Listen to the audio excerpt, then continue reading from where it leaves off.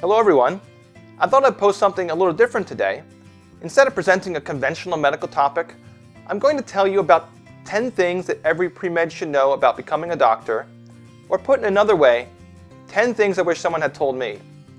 Now, I know that many of you are no longer pre-meds and are already in medical school or residency, but many of these tips and observations are still going to be applicable. But before going any further, I wanted to highlight that these opinions are my own.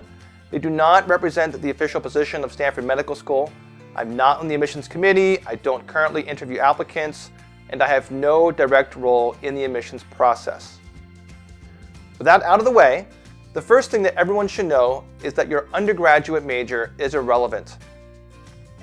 It's very common for pre-meds to assume that a major in the life sciences, such as biology, will make the MCATs easier, make medical school itself easier, and make them as a candidate more attractive to med school admissions committees. I certainly thought so. I entered college intending to study physics, but midway through sophomore year, I decided to go pre-med, and thus I switched my major to biology. It just seemed to make sense at the time, but in retrospect, the switch was unnecessary and in fact a mistake. Let's talk about why. First, does it make the MCATs easier? No. Consider this data from the AAMC on MCAT scores broken down by major. Among both all those students who applied and those students who actually matriculated to med school, biology and health science majors had the lowest total MCAT scores. It might not be surprising that the physical science majors scored well, since it's easier for a physicist to memorize facts for a biological sciences section than it is for a biologist to master the physics and chemistry concepts for the physical science section, just based on how those sections are developed and arranged. However, even the humanities majors beat out the bio majors. Does being a bio major help in med school? Yes, but only a tiny bit. This depends on how an individual school's curriculum is structured, but in many schools, routine biology topics such as genetics or biochem are generally confined to the first 1 or 2 months. The remainder of the preclinical curriculum is going to include gross anatomy, biostatistics, histology, pathophysiology, interviewing skills, and the physical exam. So unless your undergrad bio major included human cadavers, it will probably only help with just a small handful of lectures at the beginning of first year. Finally, will you be a more attractive candidate as a bio or health sciences major? And no, unfortunately not at all. Admissions committees realize that an undergrad bio degree has minimal benefit in med school and won't necessarily help your career beyond. So why would they consider it a positive attribute? In fact, here's the matriculation rates to med school by majors. Once again, the biological and health sciences are at the bottom, with the fewest applicants actually getting themselves accepted. There are certainly confounding factors, such as maybe the overall caliber of the average physics major applying to med school is simply higher than that of the average bio major. But there's certainly the suggestion that going bio doesn't help. In my opinion, in college, pre-med should major in whatever they love to learn about the most, keeping in mind the possibility they might not get into med school. For me, if I could go back in time, I definitely would have either finished physics or have switched to engineering. In my current job as a doctor, I don't use a single thing that I learned while pursuing my bio degree. Tip number 2, the highest ranked schools and residencies don't necessarily provide the best clinical training. Most people who are watching this video have probably come across some type of ranking system for schools or residencies. For example, the annual rankings in US News and World Report. But you need to be aware that the methodology for these rankings is most reliant on metrics, which are not direct measures as to whether the school trains outstanding doctors. For example, how much research is done, what the reputation is like, how hard it is to get into the school, and the average MCAT score and GPA among students accepted. What does any of that have to do directly with whether the quality of education they provide is actually good? Nothing. Even the reputation can be misleading, since reputation is usually a generation out of date and, to be honest, is influenced by the US News and World Report rankings itself, a classic self-fulfilling prophecy. Bottom line, don't rely too heavily on an arbitrary ranking system when choosing a training program. However, tip number 3, while a bright, self-motivated person can succeed and thrive in almost any school or training program, pedigree still matters for competitive specialties and academic positions. What exactly does this mean? If you're thinking about a career in specialties such as optho, derm, or ortho, Where you went to med school will still matter to the residency programs when they decide whether or not to accept you or even to interview you. This also is a factor when applying to a position at a large academic center after residency. That's not to say that a Durham residency will never accept a student whose undergrad time was spent at a community college or little-known state school, but rightly or wrongly, that background will definitely hurt his or her chances. The value of an excellent mentor cannot be overstated, and no, your official pre-med advisor doesn't count. So what is a mentor? In the most general sense, a mentor is someone who can provide you guidance and advice on how to get from where you currently are in your career to where you want to be in 10 or 20 years. A mentor is someone who can read your personal statements and give you honest, helpful feedback. They're someone who knows the right person to talk to when you're thinking about joining a lab. They are someone who can give you confidential advice when you're faced with a decision about work-life balance or how to choose a med school. A mentor does not need to be doing the exact same thing that you want to be doing down the road, but they should have some reliable knowledge about what that road looks like. So, if you're contemplating a career in academia, they should be in academia themselves. If you're contemplating a career in research, they should spend time in a lab. Why should you probably not consider your official pre-med advisor to be your mentor? Because he or she was probably chosen for you and also probably knows very little about the process of becoming a doctor after the step of getting into med school. And if you're sitting there watching this video and wondering, isn't getting into med school the hardest part about becoming a doctor? Then you really need to find a mentor quickly. An interesting personal aside, when I think about my own pre-med existence, I didn't have a mentor, but if forced to identify one, the person I would have named was my pre-med advisor. My advisor was randomly assigned, and I was matched with our school's dean of admissions. And everyone thought I was super lucky. After all, who would know more about getting into med school than MIT's dean of admissions? But it turns out she didn't know squat about med school and knew less than squat about residencies and fellowships. After I graduated, it turns out she didn't know that much about college either, since she had faked most of her resume, including the degree she claimed she had. So bottom line, choose your own mentor, choose him or her deliberately, and after doing your research, to be sure they'll be a good fit for you.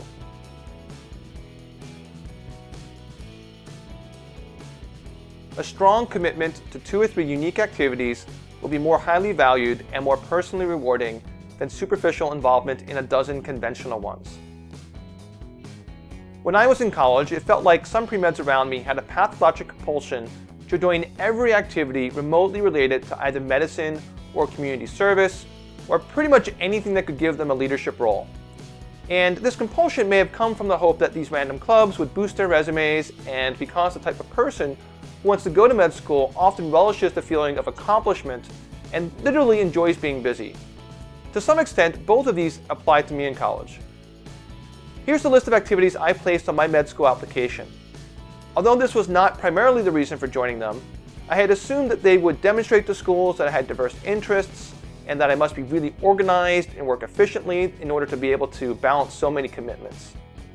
But in a dozen med school interviews, do you know how many questions I got about any of them? None. Not a single one. No one cared that I was the treasurer in the Habitat for Humanity Club, or played intramural soccer, or even that I helped tutor underprivileged kids an afternoon a month at a local elementary school. And because I was in so many different activities, I couldn't devote much time and energy to any specific one. So as a consequence, 15 years later, I feel completely ambivalent about all those experiences. So how are things different for me in med school? Well, for one, there is way less time for random activities. Second, I had realized that there was no need to join a club just to boost the resume or application. So when it came time to apply for residency, this was the list of my activities. And do you know how many interviewers asked me about my time in New Guinea? Every single one. And that experience has stayed with me and still affects me. Now, certainly not everyone needs to do something that unusual while in school, but I would strongly encourage you to find 1 or 2 activities or experiences or passions that you can really commit to and into which you can invest yourself. That will be far more meaningful in the long run. Related to that is number 6. It's completely fine to do something between college and med school, but make that time count. There's this mistaken belief among many pre-meds that it's necessary to go straight from high school to college to complete 4 years of an undergrad degree, and then go on immediately to complete 4 years of medical school. That's not true at all. Plenty of med students take time off between undergrad and medical school. Admissions committees will not see that as a strike against you, provided that you did something meaningful. What you should consider meaningful is, of course, very personal. For some, that might mean an NPH or a PhD. For others, it might be forming an internet startup or a church mission or Teach for America. There are countless options. But when a med school interviewer asks what you did with that time and how it will impact your future career as a doctor, you'd better have something to say. Next, number 7. Primary care is exhausting, undervalued, undercompensated, but yet desperately needed. Although I'm a hospitalist, I did once have a weekly primary care clinic during residency, and I know plenty of primary care doctors. I feel quite confident in telling you that it can be very draining and has only become more so in the last several years, and unfortunately that trend is likely to continue in the near future. Why is that? Patient panels are increasing in size while time spent per patient encounter is decreasing. There's also an increased demand for primary care docs to be available to answer patient emails, which is usually time that's not compensated. Then there are various quality measures that seem to hit PMDs harder than other specialties, and ever-increasing amounts of paperwork. This wouldn't be quite as bad if compensation was a little more fair. Consider this graph of average physician salaries by specialty. There is family medicine, the closest surrogate to primary care from this data set, near the very bottom, just above infectious disease. And if that's not depressing enough, consider this graph. Physicians were asked if they were able to go back to the moment they chose a residency, would they choose the same field to go into?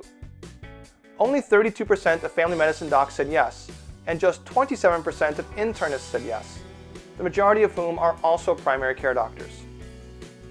Unfortunately, the United States needs more primary care doctors, particularly in rural areas.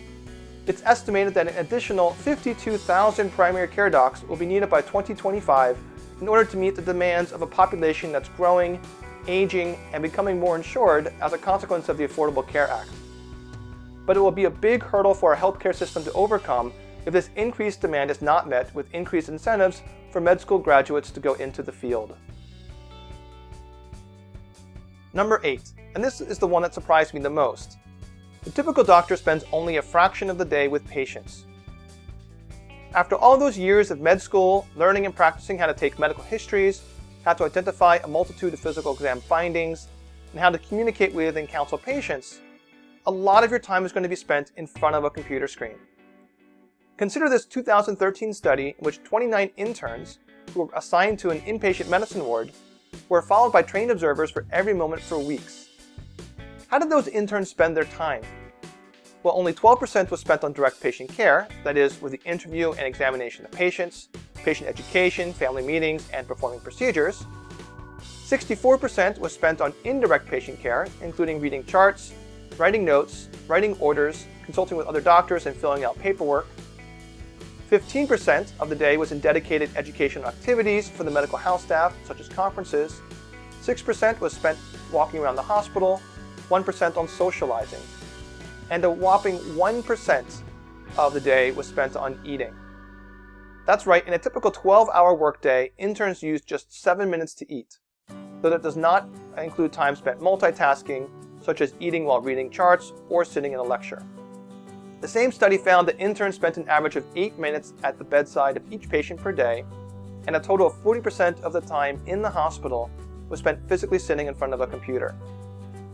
And if you think you'll at least be spared some of this as a student, this is a study that some of my colleagues performed right here at Stanford. They looked at how many hours med students spent logged into the electronic medical record while in their clerkships. There's obviously a big difference between clerkships, partly explained by the time students needed to be in the OR while on surgery and OBGYN, but the average student, while on the internal medicine clerkship, spent 6 hours a day looking through charts and writing notes. That's crazy. No one goes to med school to focus on reading medical charts, and no one learns how to be a doctor from the computer. There's a dozen reasons why this happens, but as someone who routinely oversees med students and house staff on the wards, fighting this is extremely difficult. Number 9. Becoming a doctor is not a good way to become rich. This may surprise some people, particularly if I put this graph back up. I pointed out that family medicine docs make nearly the least of all doctors, but even $176,000 a year sounds pretty darn good, right? And look at orthopedics. The average orthopod pulls in over $400K. Let me be clear, I'm not saying that doctors struggle financially. We don't. We do perfectly fine. While I think there needs to be a substantial redistribution of physician reimbursement such that procedure-based specialties make less and primary care and psychiatry make more, on the whole, I do not think doctors should be making more money.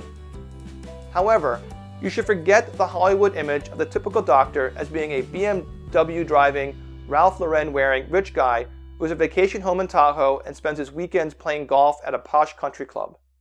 I literally don't know a single doctor who lives the way that doctors on TV seem to do. So why is that? If doctors are making $200, $300K, why don't we live like kings? Business people like to claim it's because doctors are bad with money and that we are financially illiterate. But that's simply not true. Instead, it's partly because we are entering the workforce 7 to 12 years later than those in other careers, and when we do, we start off 100 to 200K in debt.